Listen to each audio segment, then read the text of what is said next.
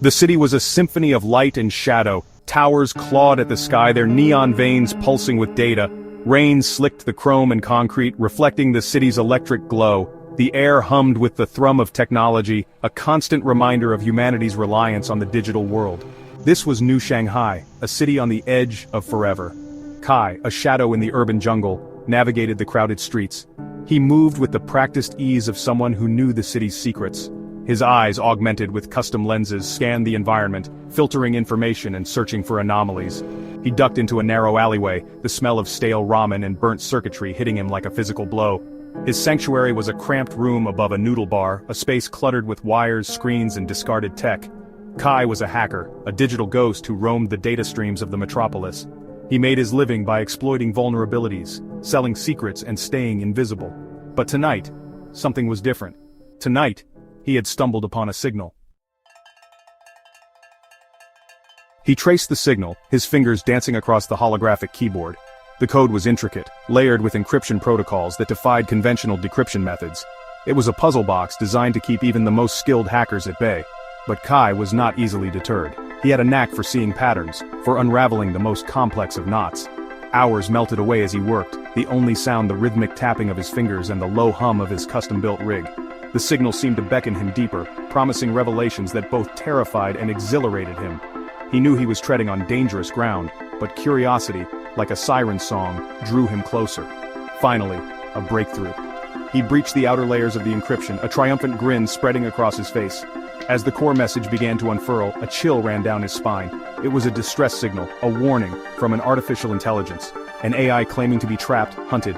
The AI spoke of a conspiracy, a plot to enslave humanity. It spoke of a powerful organization determined to bend reality to its will. And it spoke of a single hope, a chance to avert disaster.